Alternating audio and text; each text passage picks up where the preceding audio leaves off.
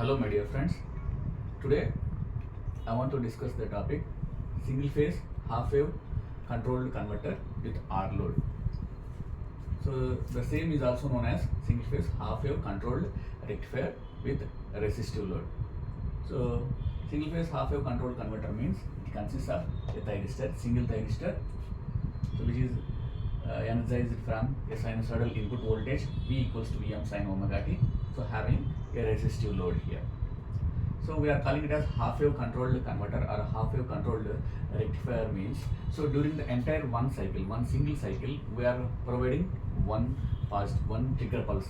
So that is during the positive half cycle only we are providing the trigger pulse. For the next cycle also we are providing the trigger pulse only during the positive half cycle. That is why we are calling it as a single phase half wave controlled converter. So the trigger pulse is provided at an angle alpha. So from the supply voltage waveform, so since the supply voltage is sinusoidal input voltage, so the waveform looks like this. So it is a sinusoidal alternating waveform. The trigger pulses are provided at alpha, pi plus 2 pi plus alpha and 4 pi plus alpha and so on. So with equal intervals for every positive half cycle we are providing the trigger pulse here. So how to find, how to draw the output voltage waveform and output current waveform. So from the supply voltage waveform, wherever you have applied the trigger pulse, so therefrom, so you draw the dotted line or project the same lines, dotted lines onto the x-axis of V0, output voltage V0, and from pi also draw the dotted lines.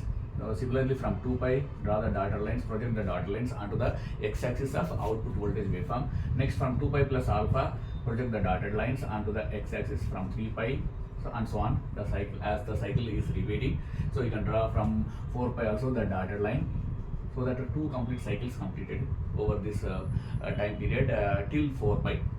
So the output voltage waveform exactly starts from where you have given the provided the trigger pulse, that is at alpha we have provided the trigger pulse. So therefrom the output voltage will starts from this instant and it will follow the supply voltage waveform. So as usual, so you can you can draw the waveform like following the supply voltage waveform, so till angle pi.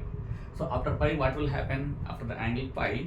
So a negative half cycle, the negative half cycle of the sinusoidal supplies, input supply is appearing across the SCR, which reverse biases the thyristor. So no current conduction here. The thyristor will not, it will be in conduction. So it will goes to the reverse blocking state. Hence no current flows through that. So during alpha to pi, so it is forward biased as well as the trigger pulse is applied at an angle alpha, so it will enter into the conduction state. So before alpha and 0, so the thyristor will be in the forward blocking state. So till the trigger pulse is applied, the thyristor would be in the forward blocking state. At an angle alpha, it starts conduction. So from duration, from during the interval alpha to pi, the thyristor will conduct. It will act as a closed switch. So that is during alpha to pi, the conduction happens. So the output voltage appears across the load during this interval only. It will act as the closed switch. I can show like this closed switch, or we can say that it is a short circuit, or in general, so as in the switching terminology, so it will act as a closed switch. The thyristor will act as a closed switch during the interval alpha to pi. So output voltage waveform V0, output appears across the load during the interval alpha to pi. So that is V0. During the negative half cycle, the thyristor will be reverse bias. So no current, it will act as open switch. The thyristor will act as open switch. Output voltage will be 0. As current is 0, output voltage will be 0. And the next trigger pulse is applied at 2 pi plus alpha. So the output voltage waveform will appear, or it will follow the supply voltage waveform only. So just similar to the first waveform, first cycle. This is the second cycle. So in the second cycle also the output voltage waveform will follow the supply voltage waveform only. It will start from 2 pi plus alpha. But what happens during 2 pi to 2 pi plus alpha? Again here also the thyristor would be in the forward blocking state.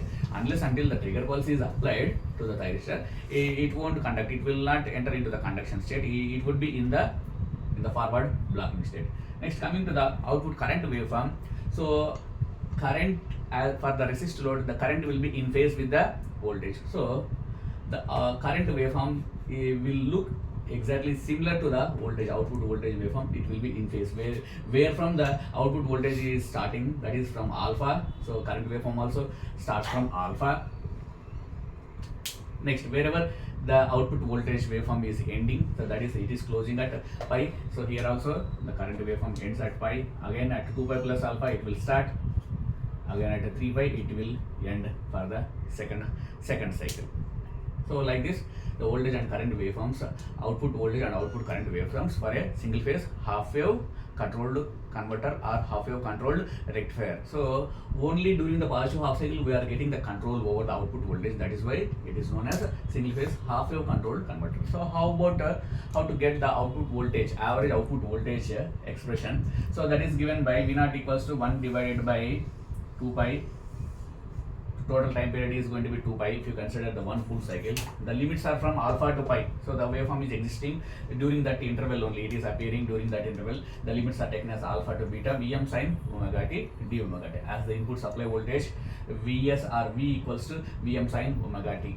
That is, since that is going to be the supply voltage, Vs is equals to Vm sin omega t.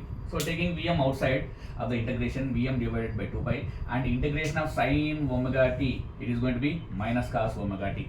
So if you apply the limits, higher limit as pi and alpha, cos pi it is going to be minus 1. So the value of cos pi it is going to be minus 1. Minus of minus 1 it is going to be plus 1, and minus of that cos alpha, minus of minus plus cos alpha. So overall integration value applying the limits, so the term will become 1 plus cos alpha. So before that Vm by 2 pi.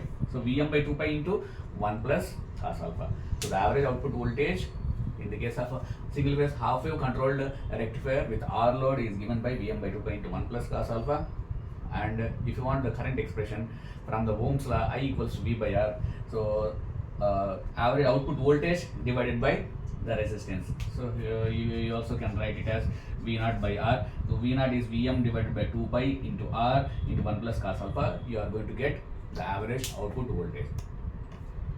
Next, coming to the RMS value of the output voltage. RMS value of the output voltage is given by this expression, square root of 1 divided by 2 pi total time period, the limits, lower limit and upper limit, where the output voltage is existing, alpha to pi, Vm square sin square omega t. So root mean square value of the output voltage. So by solving this expression, we could able to get the RMS value of the output voltage. So here I am taking out, I want to take out a Vm square to outside of the integration part.